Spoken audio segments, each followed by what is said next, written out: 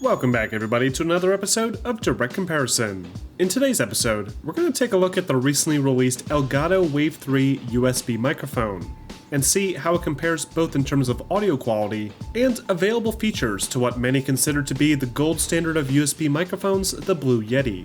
Now, before we begin, I want to disclose that I received the Wave 3 microphone for free from Elgato to create this video. However, because I use my Blue Yeti microphone all the time for my content, I am genuinely interested in the results of this comparison myself. And I'd love to hear your opinions as to which microphone you feel sounds better and which I should continue to use moving forward. So let's kick this comparison off by first looking at the general build quality and design of each device. With the base stand attached, the Blue Yeti microphone stands tallest at roughly 11.5 inches. Though most of that is attributed to the stand, as the microphone alone is only about 7.5 inches. The Wave 3 is much shorter, standing at a mere 8.5 inches, and only 6.3 inches without the stand. Both mics have a nice weight and feel to them, and sitting on their included bases, you'll probably never have a problem with them tipping over or anything like that. However, the Blue Yeti does feel a little bit more sturdy, thanks to its heavy alloy used for its main housing. The downside to this is that the Yeti is much heavier, and kind of a pain to position initially if you're using a cheaper boom arm. By itself, the Blue Yeti microphone is about 1.2 pounds, and throwing the included base in on top of that adds an additional 2 pounds. Not necessarily the most ideal mic to lug around if you travel a lot. The Wave 3, on the other hand, is much smaller and lighter, opting for a solid plastic design for the body and a heavier metal for the base. Because of this, the Wave 3 weighs only 1.2 pounds with the base attached, and half of that with the base removed. This makes transporting it around much easier, and finding the perfect position with a boom arm less of a hassle. On the Blue Yeti, there's 4 controls. Under the blue logo, there's a mute button that will blink red when muted and hold a solid red when unmuted. Under that is a volume knob that can adjust the output monitor level. On the back of the microphone are 2 more knobs. The top one is for adjusting gain, which will control how much sound the microphone will pick up. And under that is the polar pattern selector, where you can choose between 4 different options depending on what you plan on recording. While all these options are great and give the Blue Yeti a ton of additional functionality for multi-purpose users, I generally don't make use of any of the patterns outside of the cardioid option. But the Wave 3 has a much more conservative button layout.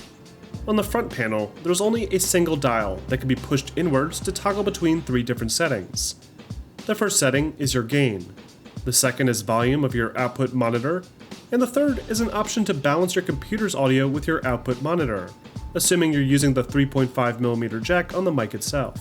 And because Elgato's hardware is targeting more of my demographic, mainly content creators and streamers, it is built specifically around the cardioid pattern, so you won't get any of those special audio pattern options like stereo or omnidirectional that the Yeti offers. Since these are both USB microphones, they're both incredibly simple to set up. The Blue Yeti utilizes a USB mini connection, and the Wave 3 uses a USB-C connection.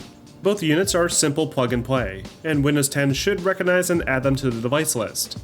However, unlike the Blue Yeti, the Wave 3 also is compatible with Elgato's new Wavelink software, which I'll talk about more in a bit. Now, an interesting thing about this Wave 3 microphone is that you don't actually need an external pop filter for it, because it features an internal pop filter already. You can always attach an external pop filter to it, including one specifically designed for the Wave microphones, to help minimize those plosives even further. But either way, you're going to get far less of that popping sound with the Wave 3 than you would get with the Blue Yeti. Now, overall, I think I prefer the design of the Wave 3's button layout. One of my biggest problems with the Yeti is that the gain knob is sitting on the back of the microphone, while the monitor volume is on the front. The Wave 3, however, has the knob front and center, and it's much more convenient to just press in on the button to toggle between both settings. Another thing I love about the Wave 3 is its touch-sensitive mute button. Now, I've been using the Blue Yeti for years now, and this is more of a result of regular wear and tear. But for some reason, the mute button doesn't seem to register when I click on it directly anymore, and only mutes properly when I push the button in at an angle.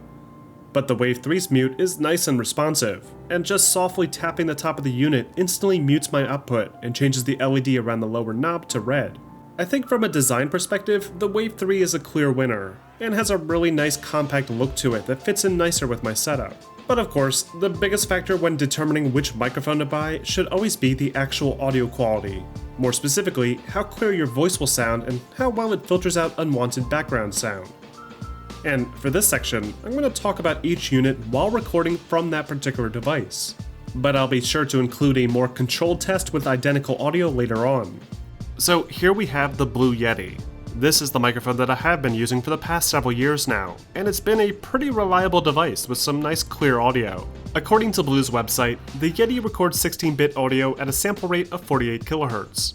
It provides some great professional quality audio for a reasonable price, and it should be perfect for anyone interested in doing podcasts, live streaming, voiceovers, or even regular activities like using Discord or video chat conference apps. The Wave 3, on the other hand, has arguably a more full sound. It can record 24-bit audio at an impressive 98 kHz. Though it's important to note that Windows, for whatever reason, sets the default audio quality down to 48, and it needs to be manually cranked back up through the Windows sound settings. I think the biggest benefit I'm noticing while recording from these two microphones right now is that I can sit much further back from the Wave 3 to record, despite both devices being in the same place and having their gain set about halfway. And while it does seem to be picking up a little bit more background audio, we can always tweak it further using the Wave 3's proprietary Wavelength software. Now, the Blue Yeti doesn't have any sort of program that accompanies it. You simply plug it in, Windows should recognize it, and you're good to go. The same is true with the Wave 3 mic, but if you're looking for a little bit more control, you can always download a program off of Elgato's website called Wavelength that unlocks a lot more functionality. This program is a godsend for content creators, especially for those of you interested in creating live stream content, as it not only offers full compatibility with Elgato's other products like the Stream Deck, but it also allows you to properly mix your audio input to balance out your microphone along with your other audio signals. On top of that, you'll notice two unique options on this menu, the low cut filter and the clip guard.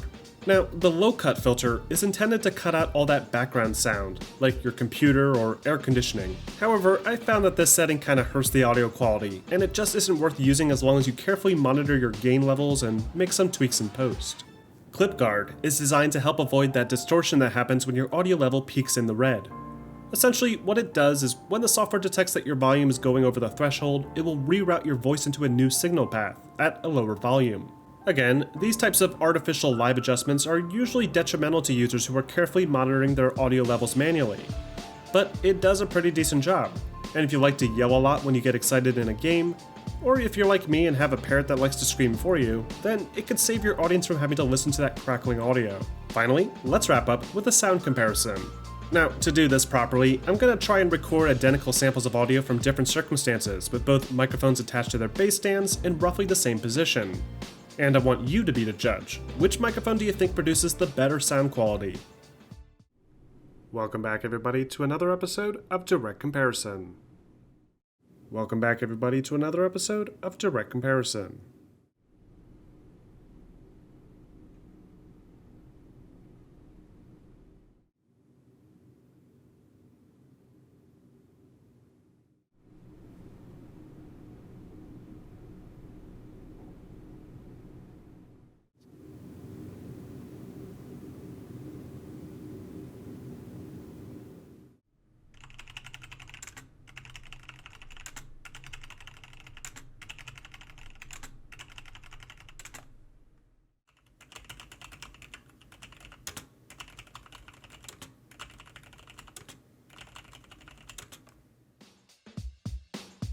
And that wraps up this episode of Direct Comparison.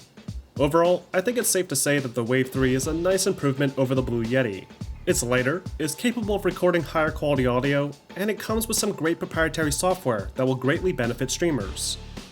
However, the Blue Yeti still, even after over a decade, offers some stiff competition, and at a much lower price. Sure, it's big and heavy and kind of an eyesore, but it still produces some great audio that I've been using for years. And if you already own a Blue Yeti, you're not going to notice a huge boost in your audio quality by upgrading.